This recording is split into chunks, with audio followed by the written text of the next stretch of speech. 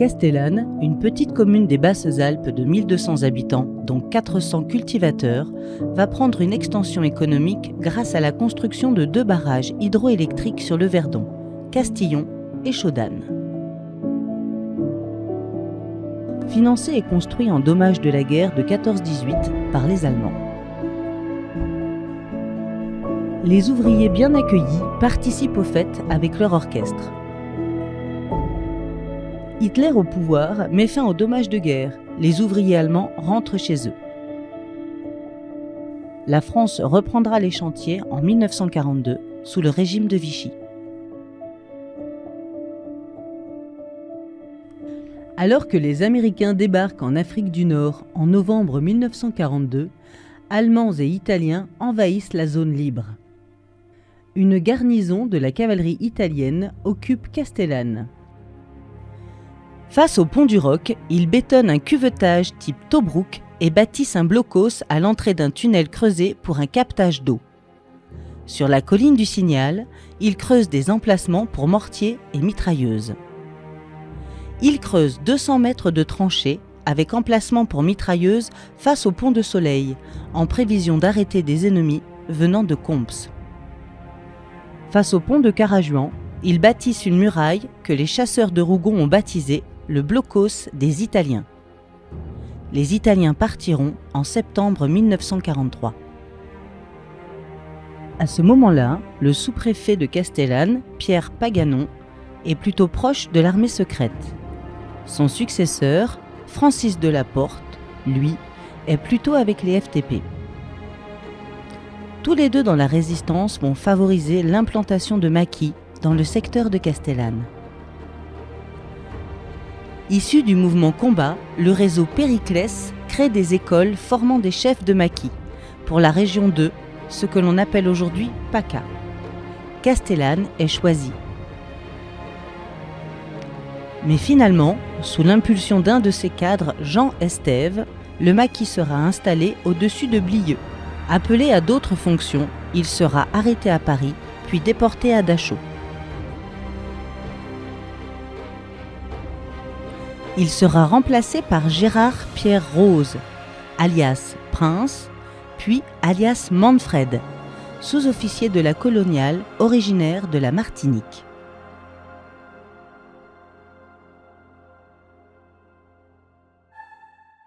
La première compagnie FTP de Provence, venant du département du Var, s'installe au-dessus de l'Ambruis, à la ferme Laval. Encerclés par les Allemands, les blessés sont achevés et brûlés dans une grange. Les autres sont déportés. Il y eut 9 tués et 6 déportés. À Castellane, un groupe de FTP, les légaux, sont commandés par Coriou, ouvrier au barrage.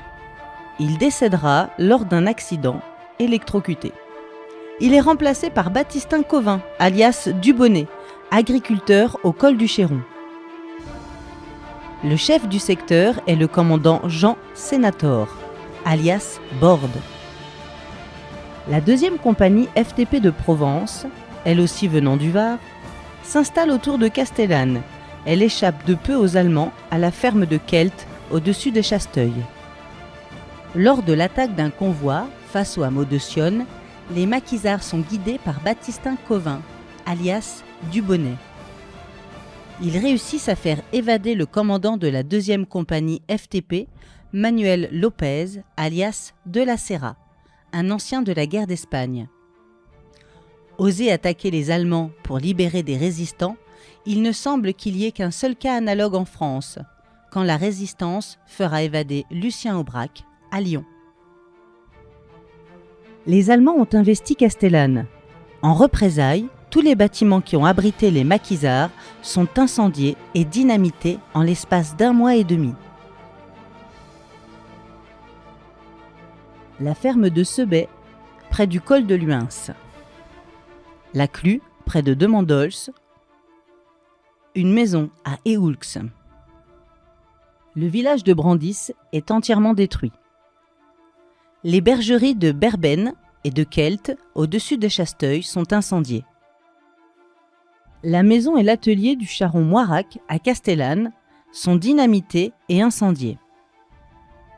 6 bâtiments entièrement détruits au hameau de Côte-Vieille.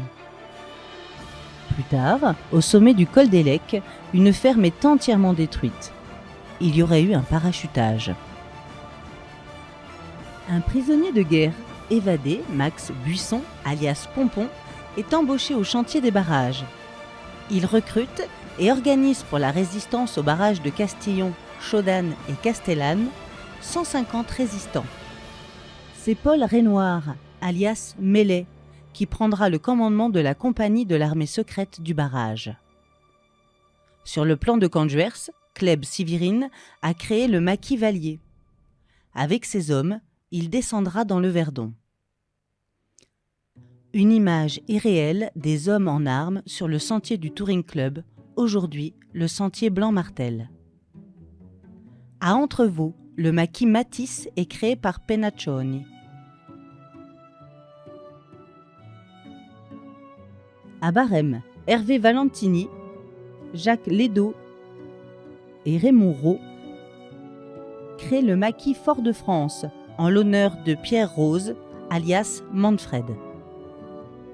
Celui-ci, après l'arrestation de la dernière promotion d'école des cadres, a été nommé chef de secteur des Trois As. Une famille passionnée de montagne, les Lippmann, des Juifs qui se cachaient au Laverque, recrute et crée le maquis lorrain. Jean Lippmann devient le chef de secteur de Lubaï, son fils commande le maquis du Laverque. D'autres maquis se formeront au lieu-dit la Maisonnette de Champerousse et de la batterie de Cuguret. La 13e compagnie FTP gravite près de Barème, alors que la 11e est autour d'Anote. Les écoles de Saint-Cyr et Saint-Mexan, repliées à Aix-en-Provence, ont été dissoutes après l'entrée des Allemands en zone libre.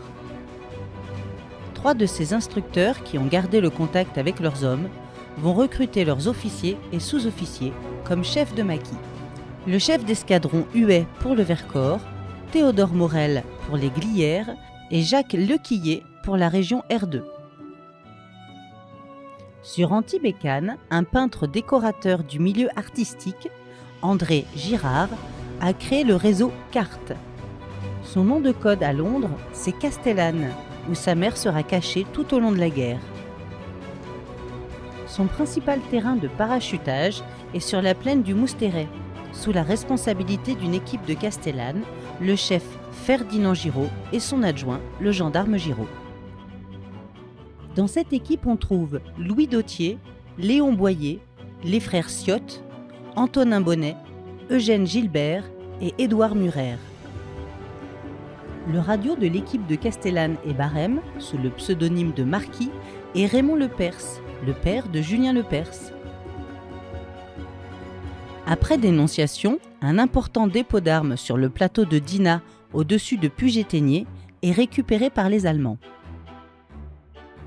Francis Kamertz, du réseau SOE Jockey, récupère l'équipe de Castellane qui n'a pas été inquiétée. À Bargemont, après le passage de Jean Moulin, des équipes de réception sont recrutées sur Fayence, Montauroux et Seillan. Ces équipes recevront leur parachutage sur le plateau de Canjuers, réseau SAP. À Puget-Théniers, le BCRA d'Alger délègue 2 de ses agents, Gabriel Mazier et son radio Joseph Cabot. Ils réceptionneront plusieurs parachutages autour du village. Lequillet, alias Sapin, est nommé chef régional maquis.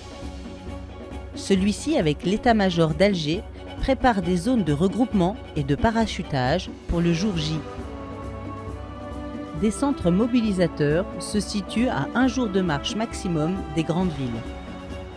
Une zone est libérée dans l'Ubaye, autour de Barcelonnette, ainsi que sur le Haut-Verdon et le Haut-Var, jusqu'à Beuil. Début 1944, toute la résistance se regroupe sous les ordres du général de Gaulle, qui nomme le général Koenig à leur tête. Ce sont les forces françaises de l'intérieur, les FFI. Les FTP se rallient, mais gardent quand même un état-major clandestin. 3 agents soviétiques du NKVD sont parachutés près de Apt. Le 6 juin 1944, jour du débarquement en Normandie, la 5e compagnie FTP est commandée par un ancien Saint-Cyrien, Henri Hutinet, alias Jean-Louis Voret. Il a fait ses débuts dans la Résistance. Évadé de prison près de Saint-Étienne, il interceptera au col de Toutezor 2 véhicules allemands et il tuera la plupart de leurs passagers. Wolfram, un SS du SD départemental, plus communément appelé la Gestapo, est éliminé avec ses adjoints. C'est le jour J. L'ordre d'insurrection générale est envoyé de Londres par les Américains. Lequillier, alias Sapin, suivant les plans, organise la libération et l'occupation du secteur de Barcelonnette, du Verdon et du Var. Des citadins rejoignent les centres mobilisateurs. 3 jours plus tard, suite à un contre-ordre du général Koenig, tout le potentiel militaire des Alliés est donné au débarquement de Normandie. Les centres mobilisateurs ne seront pas alimentés et doivent être évacués. Des opérations dites de police seront faites par les FTP contre les collaborateurs à Hanotte. 5 personnes seront exécutées. Arrêtés à Castellane, 4 seront exécutés à Beauvaisis. Des exécutions pas toujours justifiées saliront la résistance. L'AS aussi exécutera trop facilement 7 personnes au-dessus de la Foudalos. Ces attaques déclenchent des opérations de représailles. Détruit à l'explosif, le village de La Melle est entièrement incendié. La résistance n'est pas inactive. On constate plusieurs vols d'explosifs et d'essence au chantier des barrages. Un convoi de citernes est attaqué au lieu-dit Mur de Picot. Il y a aussi du vol de matériel à Saint-André-les-Alpes au château de Méhouilles, occupé par les Compagnons de France. Lors d'une 2e incursion, la résistance repart avec 5 jeunes recrues pour le maquis. Une voiture est mitraillée, un général allemand est blessé. Un convoi est attaqué dans les clus de Chabrières. On déplore un attentat contre le pharmacien de Castellane, grièvement blessé. Le docteur de Barème est tué. Les 2 hommes étaient cadres de la Légion des combattants. Les jours passent. Des postes allemands sont pris dans la vallée de l'Ubaye. Lequillier obtient un parachutage conséquent le 10 juin 1944. Le 11 juin 1944, les Allemands lancent une attaque générale contre cette poche qui menace sur leurs arrières. Des troupes de Mont-Dauphin passent le col de Vars. D'autres, venant de Gap, remontent l'Ubaye. De Nice, ils remontent le Sian, où la résistance a détruit le pont de Siavenette. Dans les gorges de Daluis, la résistance détruit le pont de Berthéoux. La garnison de Digne attaque au col des Robines le maquis Fort-de-France, qui s'était déplacé dans la nuit. Au petit jour, ils se retrouvent sur un glacis et sont obligés de s'enfuir. Ils perdent 3 hommes.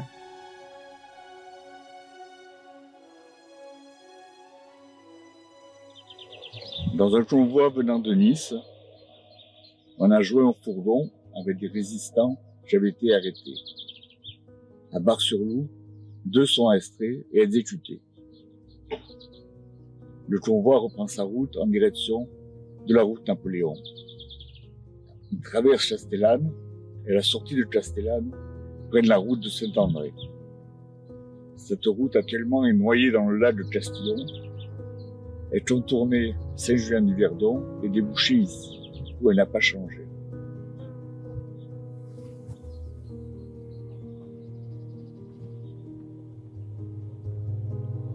Le convoi a dû s'arrêter ici et le fourgon ici.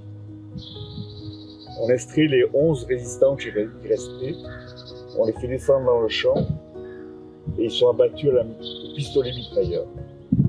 2 survivront et ils décéderont un peu plus tard.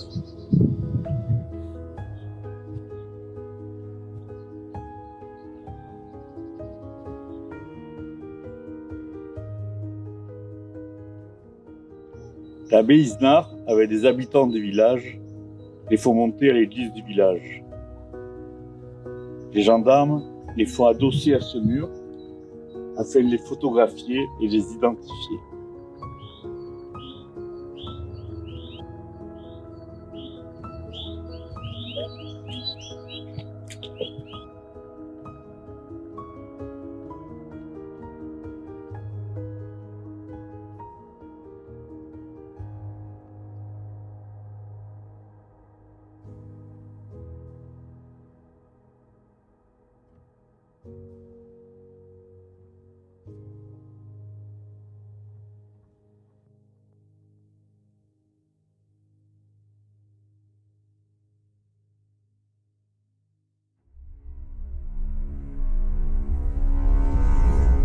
Le convoi allemand a repris sa route et livre un combat au pont Julien contre la 5e compagnie FTP commandée par Henri Hutinet. Après cette attaque, tous les maquisards se sont dispersés dans les montagnes. Certains feront même une incursion en Italie, plus précisément à Sareto, près du col de l'Arche.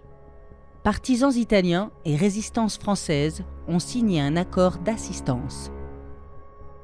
Après le départ des Allemands, la résistance retourne sur le Haut-Verdon, Guillaume et Beuil. Elle effectue de nouvelles coupures de route. Dans le Sian, la route est coupée au-dessus du pont de Siavenette. Le pont de Guédan et l'ancien pont médiéval sont détruits. Le pont Noir, au nord d'Entrevaux, est endommagé, comme le pont entre Castellane et Barème. Le pont de Chabrières, entre Rouen et le col de Toutzor, est endommagé. Ils détruisent également le pont sous Roquestéron dans les gorges du Loup. Près de Thorame, 2 ponts sont détruits, ainsi que celui de la Barlatte, au nord de Guillaume. Une brèche est faite à l'explosif sur le pont de Faux, dans la descente du col d'Alos, côté Ubaye. Les maquisards de l'AS et des FTP se relaient au barrage de la scierie Giauffret. Ce dernier sert de frontière entre la zone libre et la zone occupée. Le chemin de fer dit train d'Épingle, qui traverse le diapositif, n'est pas épargné. Dans le tunnel du pont Noir, au nord d'Entrevaux, le maquis fait dérailler un train. La 11e compagnie FTP, près d'Anote, chavire des wagons de bois destinés à l'armée allemande au pont de la Beyte. Côté Verdon, la 5e compagnie FTP déboulonne les rails dans le tunnel de Méhaille et y précipite un train à vapeur qui déraille la locomotive, une voiture et 2 wagons.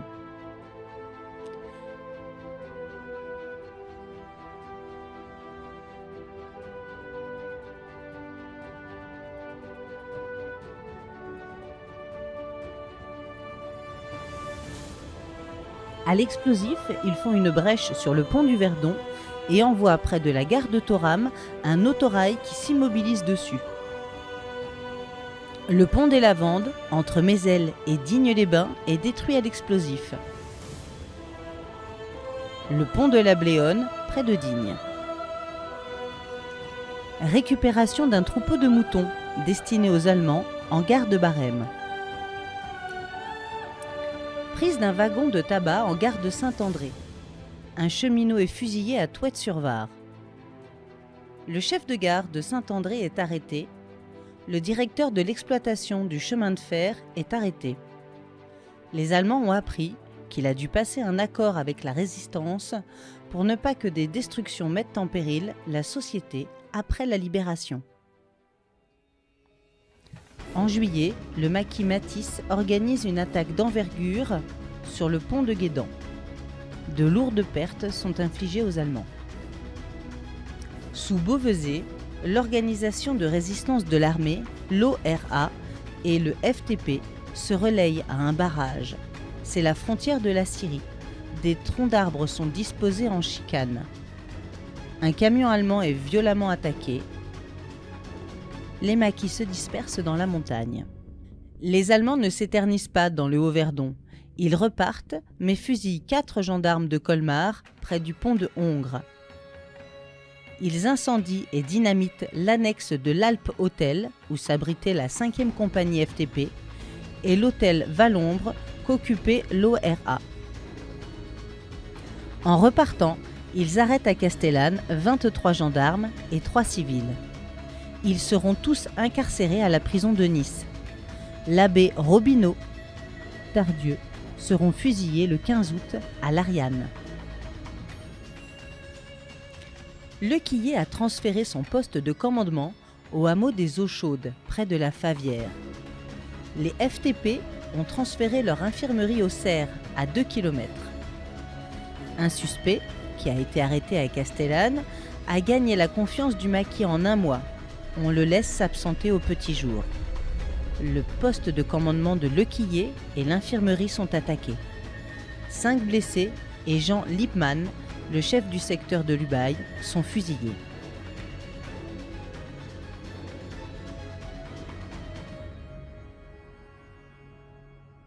On constate que pendant l'année 1944, des Français de la division Brandebourg ont tenté d'infiltrer les maquis, avec plus ou moins de réussite. Un traître, déguisé en curé, exécuté par le camp Josette. La 2e compagnie FTP de Castellane est infiltrée par 2 traîtres. Un sera exécuté à la ferme de Kelt. Le maquis Fort-de-France exécutera 2 autres dans le vallon de la Melle. À Soleillas, la 5e compagnie FTP exécutera le complice de celui qui dénoncera la Favière, un groupe de Brandebourg. À la Douar de Serranon, déguisé en faux maquisard, un homme est tué. À Beauvezé, un gamin de 16 ans est fusillé par les maquisards. Il dénonçait les Français pour les Allemands. Des témoignages à Castellane, Barème et Saint-Julien-du-Verdon déclarent que les soldats allemands parlaient couramment le français, certains même avec l'accent marseillais ou corse. La résistance a eu de nombreuses pertes, rien que sur la route Napoléon, entre Castellane et Digne-les-Bains. Henri Hutinet, alias Jean-Louis Voret, commandant de la 5e compagnie FTP, est abattu alors qu'il descendait le col des Lecs en direction de Castellane. En bas du col, à l'opposé, au lieu dit la Tuilière, ce sont 10 hommes de la 13e compagnie FTP qui sont abattus suite à un traquenard. Leur capitaine Pierre Rivaud, arrêté à Barème, sera lui aussi exécuté. Tout au long de l'As, les stèles se succèdent. Le chef du secteur, Gérard Pierre Rose, alias Manfred, a été exécuté avec le commandant Arnoux, un ancien officier du génie. Le commandant du camp, Josette Félix, de Roma, a été abattu. Avant d'arriver à Digne, à la Bresse, ce sont 10 FTP de la 14e compagnie de Provence qui sont tombés. On dénombre une 50aine de victimes, 1 par kilomètre, entre Castellane et Digne-les-Bains. Les femmes feront partie de la résistance. Courriers, agents de liaison, infirmières, combattantes, prenant les mêmes risques que les hommes. Le général de Gaulle, depuis Alger, accorde aux femmes le droit de vote et celui d'être élues comme un homme. Une exception, Chasteuil fut le premier village de France où une femme fit office de mère, car tous les hommes du village ont été arrêtés par les Allemands. Un courrier de la 5e compagnie, enceinte, est arrêté et incarcéré à l'hôpital Pasteur à Nice. Elle sera libérée par des résistants. Les voitures ne circulent plus. La seule voiture sur la place de Castellane fonctionne au gazogène. La population civile ne sera pas épargnée. Cette scène se reproduira dans tous les villages que traverseront les Allemands. Fouille des maisons, contrôle d'identité, suspects et juifs arrêtés, maisons incendiées. Les maires des communes ayant abrité des maquis sont inquiétés. Les maires de Lambruis et Saint-Julien-du-Verdon seront déportés. Le maire d'Eoulx et son successeur sont arrêtés. Henri Imbert, maire de Chasteuil, est mort en déportation.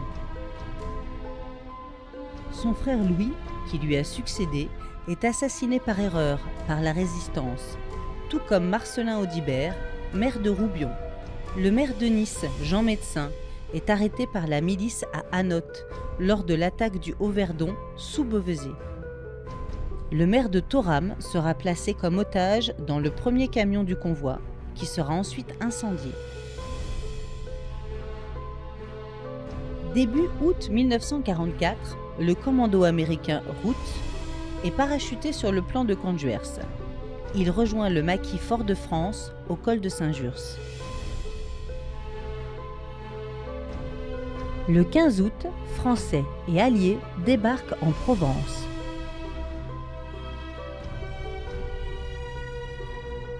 Le 17 août, l'armée secrète du barrage et la 5e compagnie FTP décident de neutraliser la petite garnison allemande de Castellane. Combat dans les rues. La résistance a eu 5 blessés graves, dont 4 décéderont. Le nouveau capitaine de la 5e compagnie FTP, François Sibili, alias Cézec, Mario Vittoretti, Marcel Sauvert et Léon Victor. Castellane est une des rares cités libérées par la Résistance. Lors de l'attaque, un Allemand a été tué.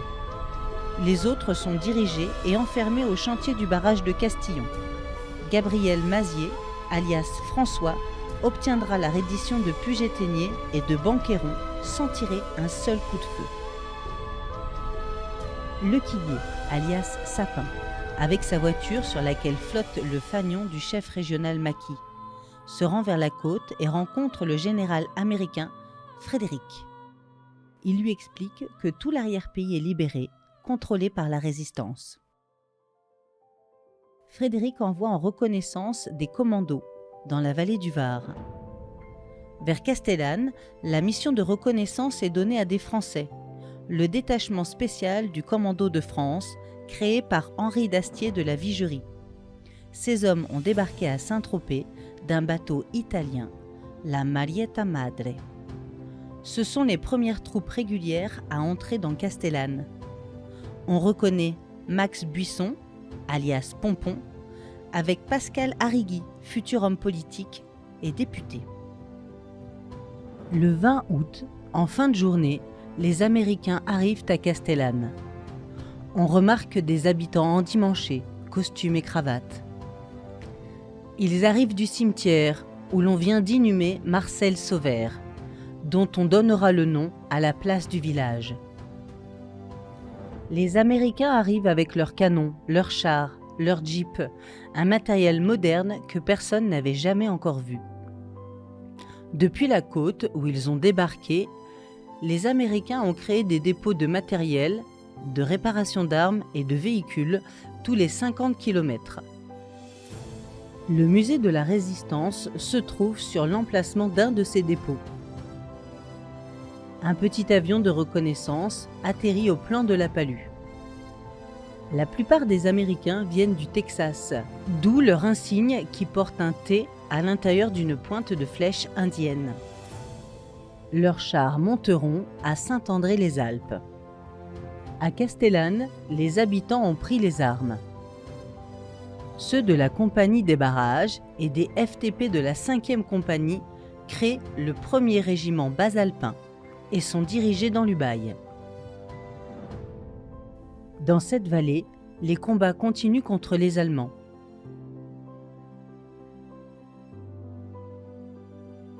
Le premier tué du régiment, un Castellanais très estimé, Gaston Honorat, est décapité par accident.